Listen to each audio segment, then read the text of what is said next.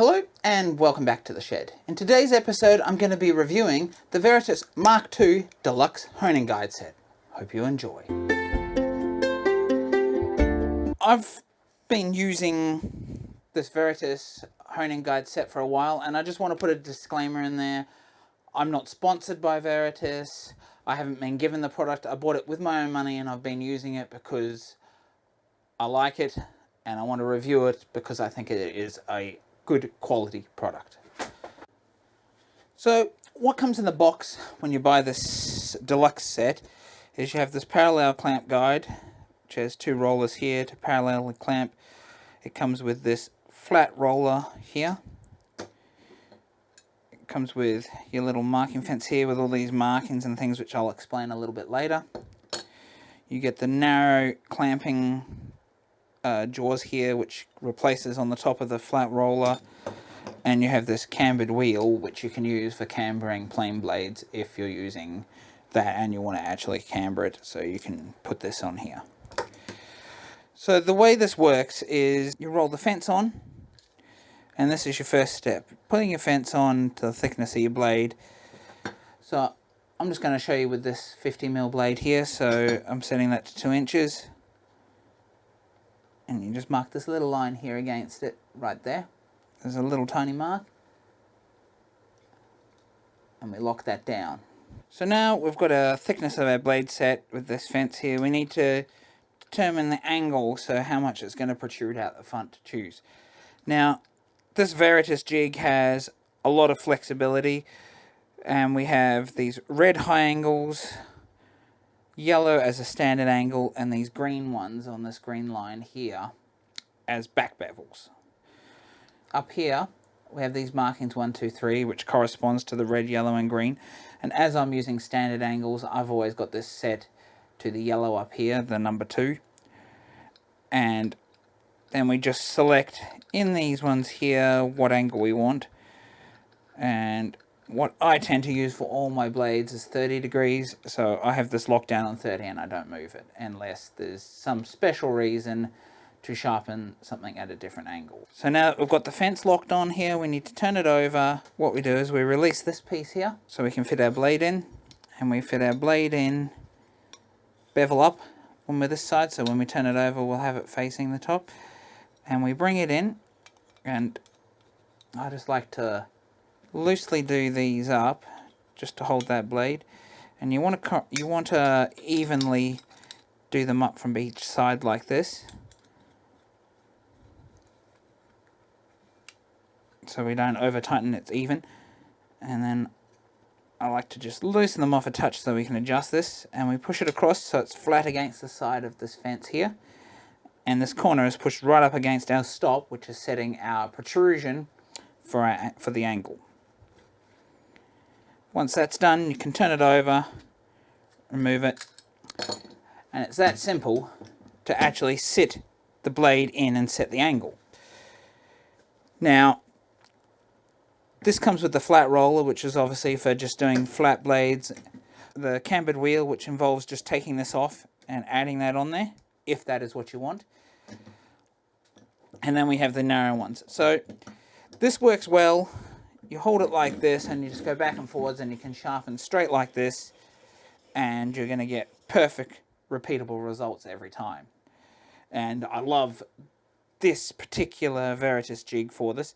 I have used some cheaper ones and they just don't work the same as the quality of the Veritas honing jig. We've sharpened our blade and we've done our primary bevel, and you want to use a secondary bevel on this jig.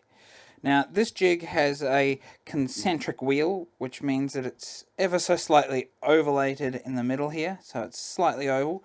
And we have this little adjuster just here, which has got this line, so we know where we're actually facing. Now, you can pull this out and turn it like that, which gives you, I believe, roughly half a degree higher. Or you can turn it right around to the bottom, which I believe is what the instructions recommend for this. And that's put you up an entire degree, so when you're sharpening you can add a micro bevel straight in, there's no guesswork, and it's repeatable every single time. You just need to remember that when you're coming back and starting your sharpening, that you want to return this back to its top position if you're not continuing with that micro bevel and you're going back to your main bevel. You just need to keep an eye on where that position is. So now I want to move on and show you the issues that we have with a narrow chisel in these parallel clamps and how Veritas has solved that with this narrow head that goes on here for holding narrow blades. We've got the chisel in here in these parallel clamps, and as you might have noticed, I put it pretty much at its minimum size and it comes offsetted, which is one thing that these jaws do sort out, is that it clamps it directly in the middle. Now that's not a big deal unless you're actually using cambers, so that's not really enough to require having this. However, what we have here is quite a small clamping area on these parallel areas. So as you're going to sharpen on your stone like this, the chisel can twist like this, side to side, which is a big problem, which that means you're then not sharpening square. The other thing is, if you're putting enough pressure down on the chisels, sometimes they can actually slide back up in because it's not clamped well enough to prevent it. So they're the two big issues when you've got narrow blades in here. So let me switch over to this narrow clamping head, and I'll show you how that solves these problems. And it's just as simple as undoing this screw here, keeping that screw. Make sure you don't lose your little plastic washer there, that helps to hold it on. Set that off to the side. We bring it back on here, and we're using yellow here too, as we were before. So we're making sure we're putting it back in to the yellow slot, and there's got these little pieces here and these two ridges here, so it's actually quite easy to align that.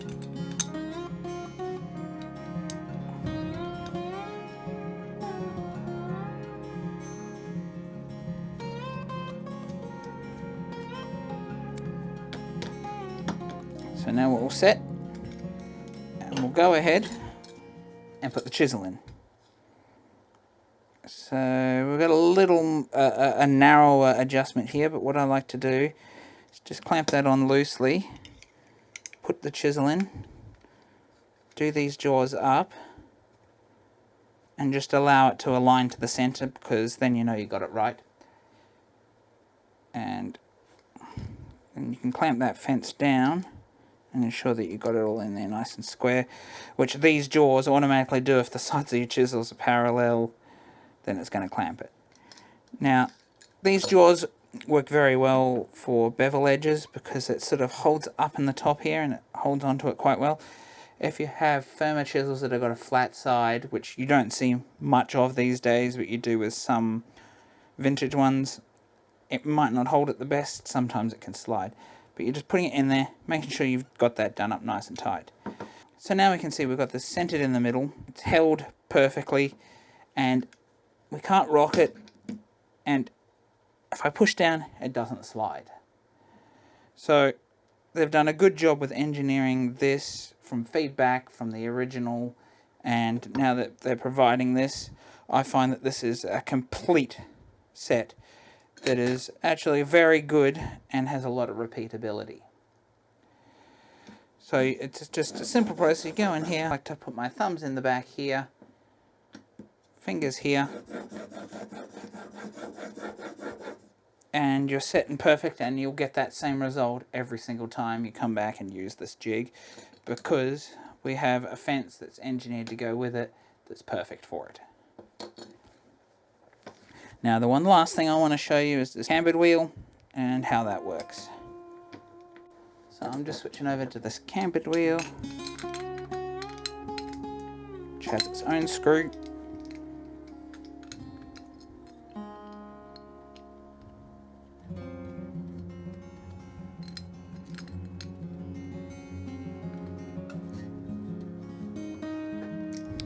So now we've got this cambered wheel on here.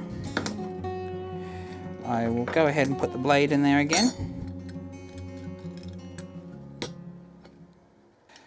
So now we've got this on here with the cambered wheel. It's important to make sure you get it in the middle, because when you go to use the cambering wheel to add a camber, it's going to rock evenly if we're right in the middle, and that's where we want it, because this wheel is even and it rocks straight from the center.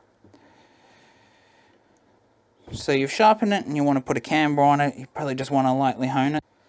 So this wheel allows you to just roll the very corner off if that's the way you want to go, or do the full camber by slowly moving it and rocking the pressure from one side to the other to add a very, very fine camber to your blade. So you could, you know, do 10 strokes this side, holding it flat, and just put a little bit of pressure on the blade there, 10 strokes there, you know, 7 each side here, 5 in the middle, and you could repeat that process, which is just a standard cambering technique, and you're just using the rock, and you can control it pretty evenly on this wheel. And if you're very careful, you can use the cambered wheel all the time, even for flat blades, as long as you're keeping your pressure to the middle of the blade like this and not rocking it. You'll have no problems just moving it back and forwards like this just to do a standard sharpening. So there you have it, folks. That's my review on the Deluxe honing set for the Mark II Veritas honing guide. And I think it's well worth getting at least the basic parallel jaws for it, but if you can afford it, the entire set for this is well worth it with the narrow jaws and the cambering wheel. Now, at the time of me doing this review, this Deluxe set retailed here in Australia for about $250, and I believe the straight set with just the parallel and the basic wheel was around $130. So I know there are a lot of honing guides out there on the market, and this is quite a premium one, but I've tried the cheap ones and they don't work very well and just didn't have repeatable results. So for my value, the Veritas Mark II Deluxe honing guide set is the best you can go for. I want to thank you for watching. If you like this video, please consider liking and subscribing. It really helps the channel out. If you'd like to support me a little bit further to allow me to continue making these great videos for you, please consider checking out my newly created Patreon page, where you get some exclusive and behind the scenes content depending on what level you subscribe at, and checking out my links to a couple of places where you can get this guide in the description below. Bye for now.